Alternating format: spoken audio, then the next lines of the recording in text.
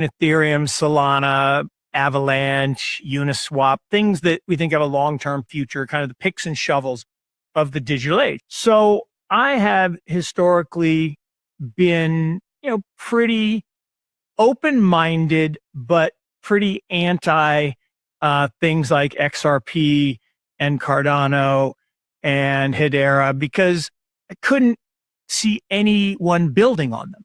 Like I've been doing venture capital in the space for almost 7 years. I've never met a Cardano developer, not one. I struggle with Ethereum a little bit because someone asked me the question. I thought it was a good question. He said, if Ethereum didn't exist and was invented today, would anybody use it? It's a very interesting question, right? It's more expensive and slower than the competitors. So if it didn't have this giant installed base because it was first, would people use it? I think the answer is no. It doesn't mean that everyone's going to bail on Ethereum. That's not my point, but it was an interesting perspective. So that explains why Solana and Avalanche and other things have done well.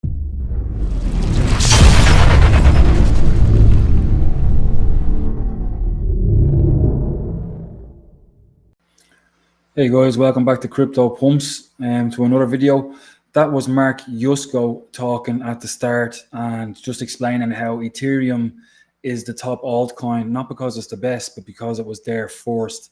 And it was the first one to introduce smart contracts, and that's why it's there next after Bitcoin. There are fast ones, Solana and Avalanche and all that, like you said. And then Kaspa is better as well, more reliable, more decentralized, hasn't broken down, faster. But we can go into all that in another video. I just wanted to show you that. But on other news here, we have Mr. Kaspa. So Grayscale recently removed KAS from their assets under consideration and added Mantra. You've probably all seen this. OM just nuked 95% in a single candle. Nice work, Grayscale.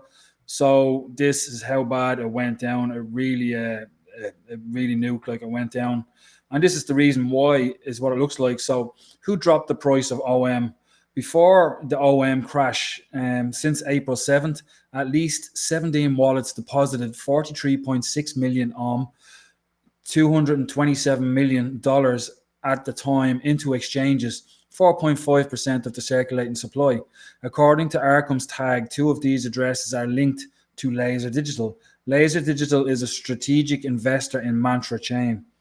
So I can see them down here, Laser Digital. And that is another reason why, if you've invested in Kaspa, why you've made the right move, because there is no venture capitalist, there is no one person or company holding so much that they can dump on us. And it doesn't sound like 4.5% is much. This is what this person asked here. 4.5% of the supply can do this, like question mark. Another person has here, yes, because 90% of the supply is with the project and the team, liquidity is low.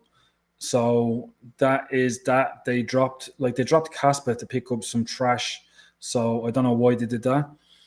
And Christian Ludwig has, are we understanding the gravity of this? By the end of this year, Kaspa will be trilemma solving Nakamoto system, peer-to-peer, cash flexible to network latency and chaos with instant confirmation times. The fastest production crypto in the world, fastest, cheapest, and most secure ZK EVM settlement layer for smart contracts and stablecoins, featuring inherent MEV resistance due to Kaspa's speed. Am I missing something, or is the rest of crypto just distracted, jaded, and not aware that Kaspa will soon be the end game? So he kind of puts it all there in one paragraph, how good Kaspa is. Other news here, Oshin D. Oshin is, I think he's the CEO of CoinPal. CoinPal is one of the members of the Kaspa Ecosystem Foundation. So happy to see KuCoin Pay partnership with CoinPal. What if there were stable coins on Kaspa?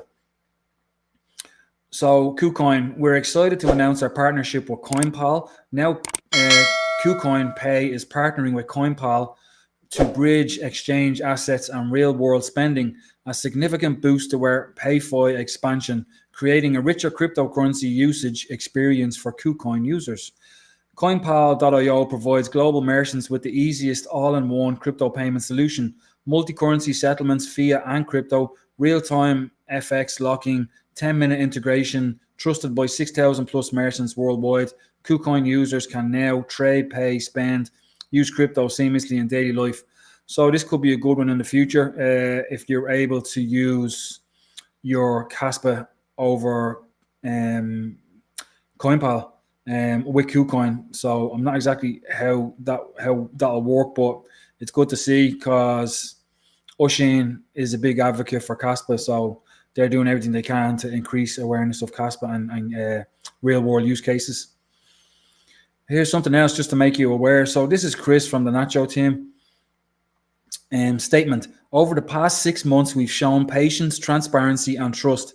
Unfortunately, the same cannot be said for Week's official exchange.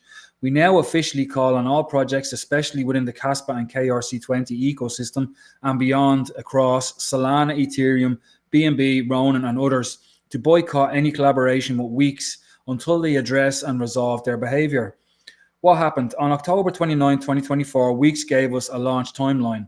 Deposit on this date, trading on this date, withdrawal on this date. We paid $14,000 in early November for integration and listings of Nacho. The timeline was guaranteed to be within a few weeks from payment. We followed up consistently and were told over and over that it was coming soon. Weeks was in direct contact with the Kaspa core team due to the required integration work.